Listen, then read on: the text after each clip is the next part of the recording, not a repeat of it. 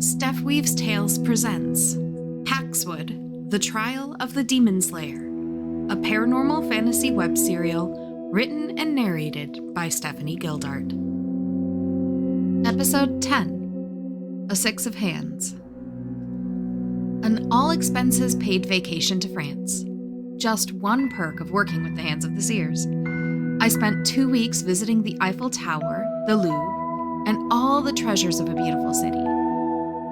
I took every little opportunity to practice the foreign language I'd studied through high school and college to meet graduation requirements. In between all those tourist stops, I trained with Ellis and the Six, and prepared for our recovery mission. We'd gotten the signal. Tonight was the night. So the three of us on demon slaying duty sat together in an abandoned, half-collapsed stable near our target, making final preparations. Ellis was nearby at the retreat point with the Six's medic, ready to offer backup or ensure a getaway. The remaining members of the Six were the artifact recovery team. While we fought the demon, they'd get in and out, hopefully unnoticed.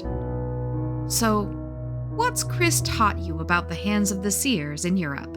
Finn asked me as we sat together, each of us sharpening and polishing a sword. Mine, Stahlbloom, his, enchanted and gleaming, but lacking an aim. The blonde man was the Six's weapons specialist, and although I had at least half a foot on him, he had a solid build. A married pair of hands had adopted him and raised him within the order, so he was a great deal more than muscle. His two mothers made sure of it, and he made a habit of checking every aspect of my training. The Hands used to be headquartered in Europe, but they had to retreat during World War I said. Although the demons and vampires didn't take any sides, they fed on the chaos, death, and destruction. In a series of savage strikes, they devastated stronghold after stronghold, slaughtering and pillaging anywhere they could. The Hands fell back to what were then secondary locations in America, Africa, and Asia. Post-World War II, we've been able to reclaim most of what was lost, but some treasures are still missing. That's what brings us here. Sarita, our magic specialist, was preparing in her own way, tucking potion bottles and pouches into a utility belt a la Night Fox. You know Night Fox, the billionaire vigilante detective who takes down organized crime in those popular comic books and movies.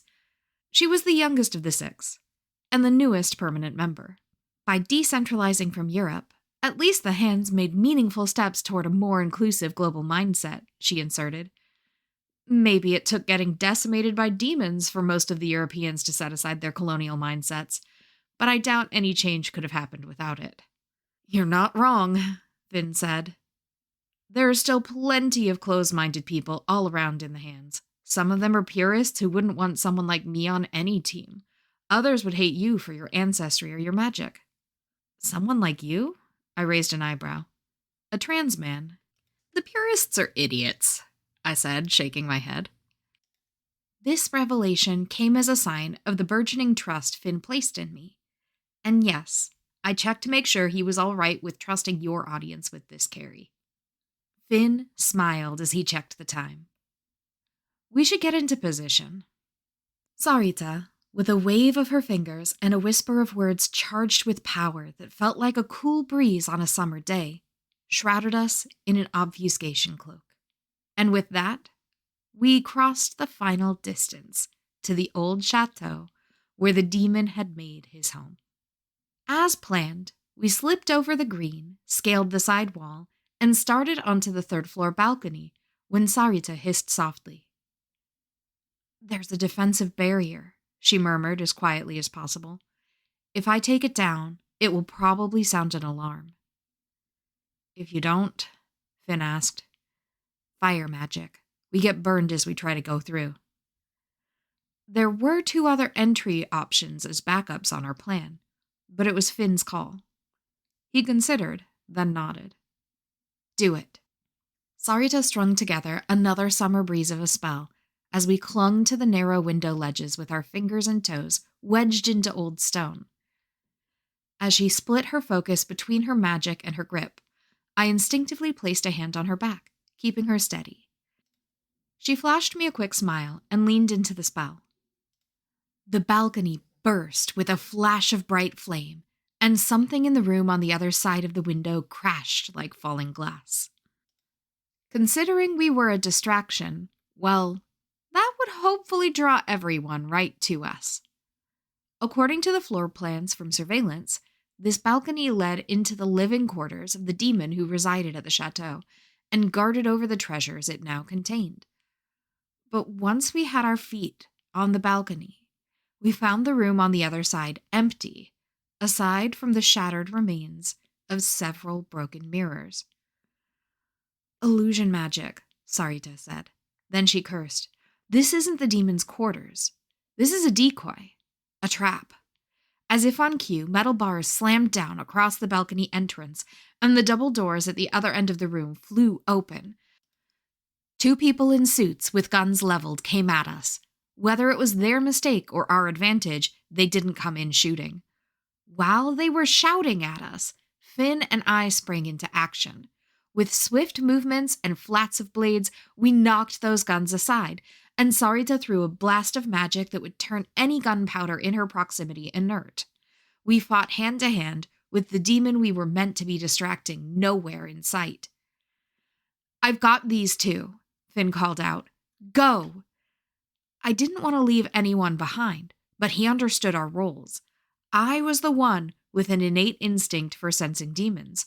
We needed to find that demon and keep its attention away from the rest of the team. The demon was the real threat to our mission, not the suits. With Stahlblum drawn, I focused on that twisting feeling in my gut that told me when demons were near. Down, to my left. I matched the carefully memorized floor plans to my sense of proximity, found another stairwell, and descended with Sarita a few steps behind me. Another flight of stairs. A basement. Only made sense. Demons and dark places went hand in hand. "Wait here," I said to Sarita. Then I pressed forward into the deep shadow. As I did, I willed Stahlblum to glow. Light bloom, one of its special traits, could cut through almost any darkness. There, the demon awaited. Its serpentine body slithered in coils and waves across the floor, scales shimmering in Stahlblum's blue-white light. One step further would bring me into the binding grasp of those thick muscles. Not what I'd expected. The mission briefing described the demon as having a human form, after all. But clearly, the mission briefing had missed a few details. I needed to find the vital core within this writhing mass and plunge Stahlblum home there. But I didn't see a head, and even if I'd spotted one immediately, some powerful demons layered themselves in distractions and deceptions. I had to move fast, keep Sarita safe. She was so young, with so many missions ahead of her. No way I was letting her future end here. Quick steps to avoid getting tripped or caught, always in motion. Stahlblum's size and weight gave the impression of something lumbering, but in my element, everything about the Zweihunter was fluid. Agility and momentum backed up the strength in each blow. A blast of magic shot toward me, only to be negated by a quick, chilling word from Sarita. She'd moved a few steps deeper into the basement, and she was chanting softly beneath her breath. Suddenly, a warm yellow glow blossomed at the other end of the basement. "There!" Sarita called out. This was what it meant to be on a team. I had Sarita's back and she had mine. With her magic guiding me to the demon's vital core, I darted forward, striking with confidence. The demon howled as my sword pulsed in my hand. Its body coiled and twisted, and then suddenly went completely still. Stahlblum's pommel began to absorb and cleanse the very essence of the demon. We wouldn't have to worry about this one anymore. As I recounted that evening's events, the six migrated over and added their side commentary. "Nothing in that chateau was where it was supposed to be," Finn told Jeremy. But once the demon was out of the picture, half the illusion spells fell apart, and Sarita broke down the other half. "Recovered half a dozen lost tomes of prophecy and a bunch of hoarded enchanted objects," Sarita said. The researchers ended up with years of work authenticating and putting together the provenance for the items. There might be a few they're still working on to this day. Amazing, Jeremy said. Sounds like you make a great team together. We do.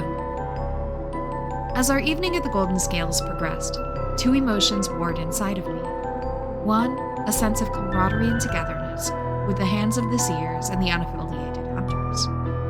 Another, a sense of betrayal. My shadowy visitor's message echoed in my memory. How many of us died fighting alone when we were clearly so much stronger together? Thank you, listeners, for tuning in. Paxwood Book 2, The Trial of the Demon Slayer, is written and narrated by Stephanie Gildart. That's me.